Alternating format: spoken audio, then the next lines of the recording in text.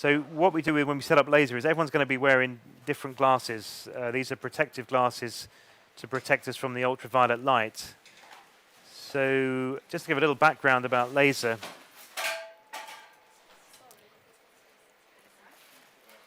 So the laser catheter we're going to use will be a 0.9mm laser catheter, which will give us the most flexibility in terms of using the higher energy, which I think we need when we're dealing with underexpanded stent. Laser Concept uses ultraviolet light to photoablate and also create acoustic wave within the vessel with a very shallow penetration depth of about 50 microns. The ultraviolet light has a wavelength of 308 nanometers, so it's very short and very safe and very predictable. So we use it quite frequently when we're dealing with chronic occlusions where we can't cross with balloon, or we have an underexpanded balloon, or in these kind of cases where we have an underexpanded stent.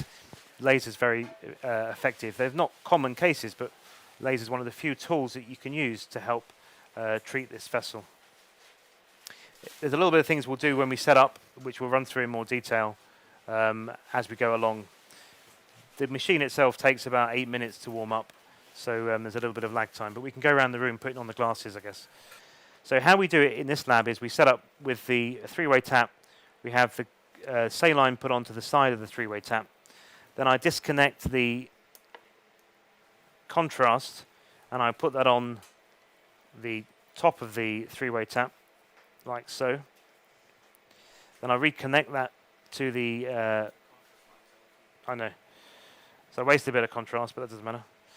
And then I reconnect the contrast line back to the manifold. So this is a system we have which gives us full control of saline contrast. We know what we're giving.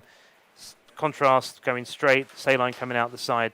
The saline's now turned on. It doesn't need to be under pressure, unlike a rotor system, because we're only using it by pulling back on the syringe. Perfect. So that beep means the laser machine is ready. So Helen's plugging in her control catheter, and she's going to calibrate the catheter, which will calibrate the machine, make sure the machine hasn't got any faults.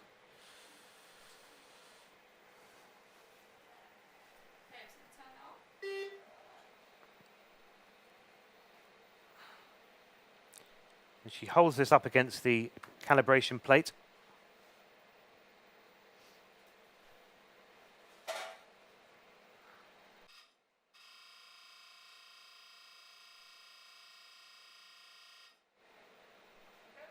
Perfect. So there's no faults. So the machine's working well. So this has a this is the catheter tip. Thanks. I'll give this to Jahangir. It's got a very short monorail of 3 centimeters.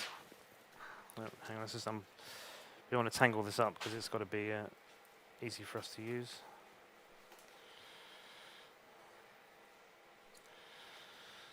Right, good. So this is called the proximal coupler, and this fits into the laser machine.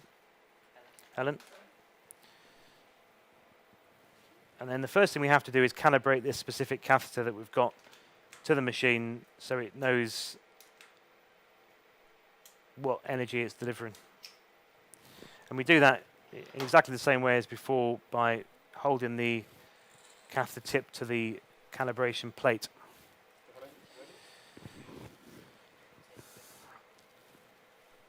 You right? Oh, do you want me to hold it, and maybe you activate the pedal? All right. So I'll stretch across. That's a good position. Yep.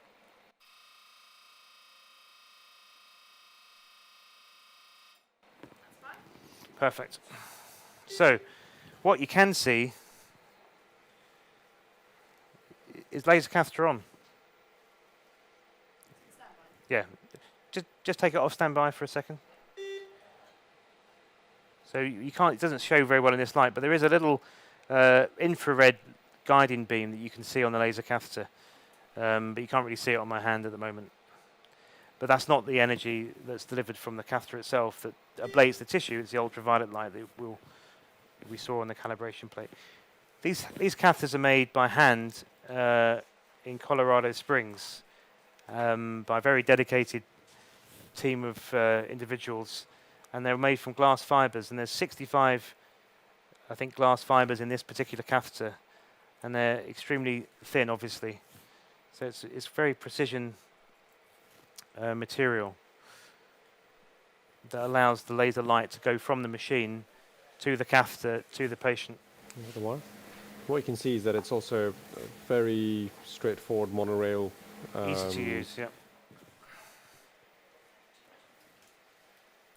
Sorry. So we're going to go 80-80. So Helen just asked what energy we would use. So there's two aspects to the energy. The first number I said was 80, and that's the fluence, and that's the millijoules per millimeter squared of energy we're actually delivering to the point of contact. And the second number is the frequency, the hertz. And that's also, we use 80. We start from about I think start there, yeah.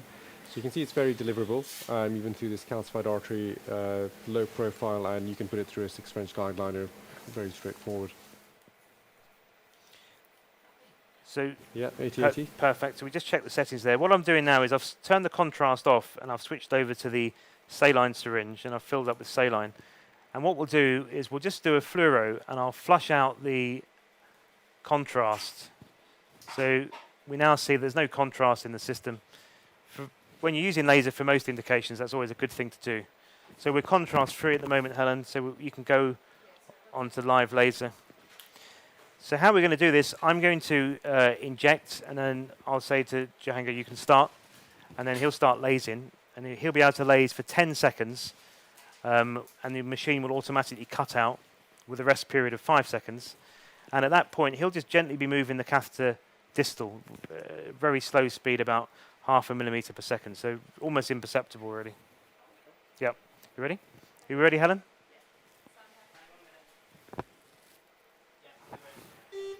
Good. Okay, I'm injecting. Amazing.